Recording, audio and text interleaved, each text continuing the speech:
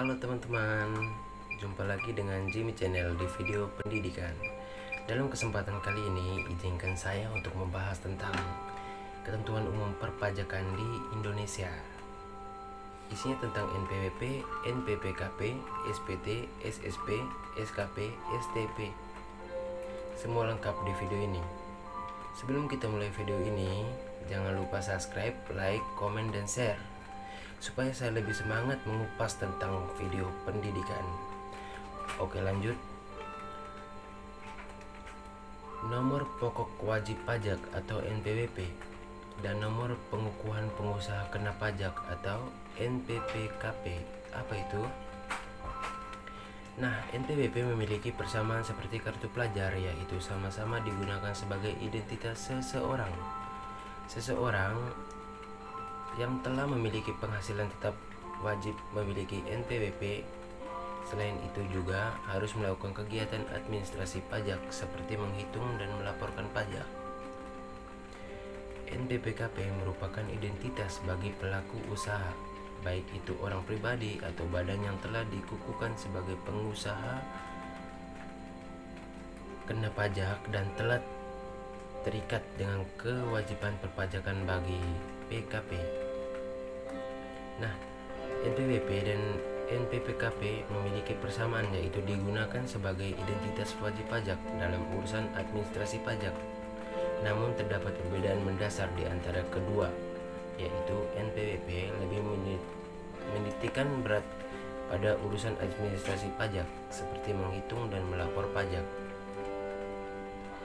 Nah, sedangkan NPPKP lebih menitik beratkan kepada kewajiban sebagai pengusaha kena pajak atau PKP, di mana wajib pajak melakukan pemungutan, penghitungan PPN dan PPNB yang masih terutang setiap bulan dan kemudian melaporkan paling lambat bulan berikut setelah penyetoran.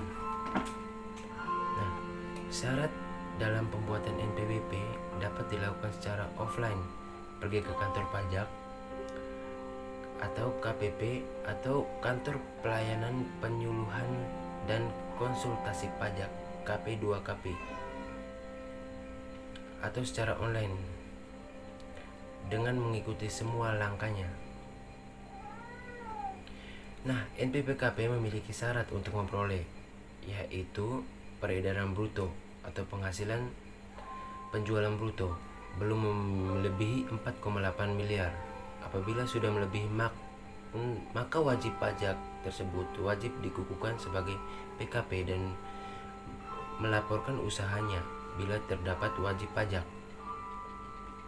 Nah, yang memiliki peredaran bruto kurang dari 4,8 miliar dan berkeinginan dikukuhkan sebagai PKP, maka dapat mengajukan permohonan untuk pengukuhan sebagai PKP agar mendapat surat dan nomor pengukuhan PKP.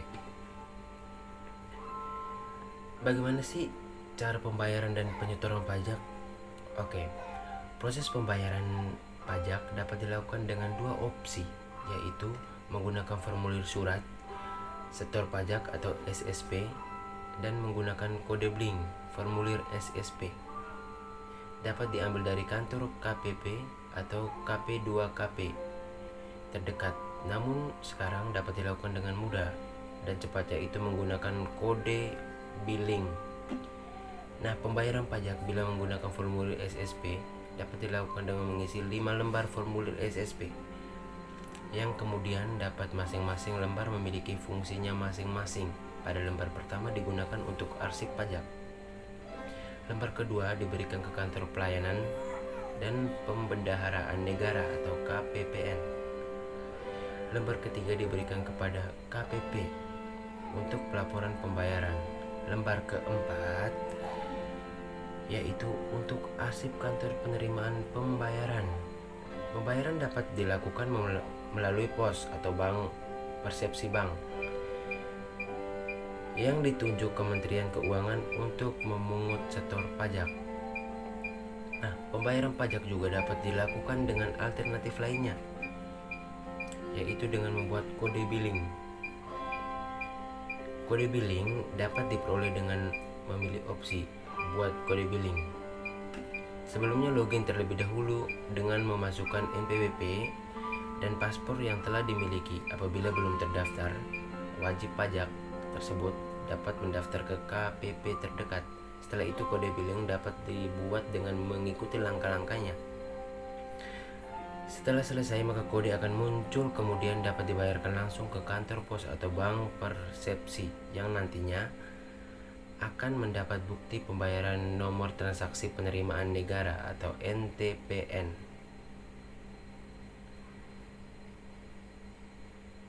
Apa itu surat pemberitahuan SPT, surat ketetapan pajak SKP, dan surat tagihan pajak?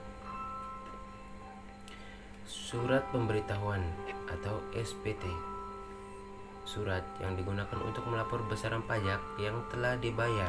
SPT terdiri dari dua jenis, yaitu SPT masa dan SPT tahunan. SPT tahunan digunakan untuk melapor pajak yang dibayar dalam 1 tahun seperti PPh 21. Kemudian SPT masa digunakan untuk melaporkan pajak yang dibayar bulanan seperti PPN dan PPNBM. Pengisian SPT harus menggunakan data yang benar. Tidak dapat dilakukan siapapun karena bila diwakilkan data tersebut dapat disalahgunakan. Sekarang wajib pajak bisa melaporkan SPT secara online. B. Surat ketetapan pajak atau SKP. Macam-macam surat ketetapan pajak. 1. Surat ketetapan pajak kurang bayar. Nah, surat ketetapan pajak ini diterbitkan ketika terdapat kurang bayar atas pajak yang dikenakan. Selain itu juga disertai sanksi administratif berupa denda. Nah, yang kedua, surat ketetapan pajak kurang bayar tambahan. Setelah wajib pajak melaporkan SKP dan ternyata pada tahun pajak berikutnya dilakukan pemeriksaan, ternyata terdapat kesalahan perhitungan pajak, maka SKP ini akan diterbitkan. Batas penyampaian SKP KBT adalah 10 tahun. 10 tahun. 3. Surat ketetapan pajak bayar. Surat yang diterbitkan bila terdapat kelebihan membayar pajak dalam masa pajak tersebut. Kelebihan ini dapat diminta kembali atau digunakan untuk kredit pajak tahunan berikut. Yang keempat, surat ketetapan pajak nihil. Nah, SKP dinyatakan nihil apabila pajak terutang telah dilunasi dan tidak terdapat kredit atau pajak kekurangan pajak. Bagian C, surat tagihan pajak. Nah, surat tagihan ini berisi besaran pajak yang kurang bayar beserta sanksi administrasi berupa denda ataupun bunga. Apa itu pemeriksaan dan penyidikan? Pemeriksaan adalah pajak bertujuan untuk menguji wajib pajak apakah telah mematuhi kewajiban pajak. Kepatuhan tersebut dapat berupa sudah melaporkan SPT, mendaftar NPWP, dan memenuhi segala kewajiban terkait perpajakan. Pemeriksaan dapat dilakukan dengan mengumpulkan dokumen-dokumen, memberikan keterangan baik lisan maupun tulisan, menyegel ruang yang akan diperiksa. Hal ini digunakan untuk dapat melakukan pemeriksaan yang maksimal. Penyidik merupakan tindak lanjut dari periksaan pajak. Pada tahap ini, wajib pajak terancam dengan hukuman pidana bila telah terbukti melakukan tindakan pelanggaran pajak bila melawan hukum dan merugikan negara.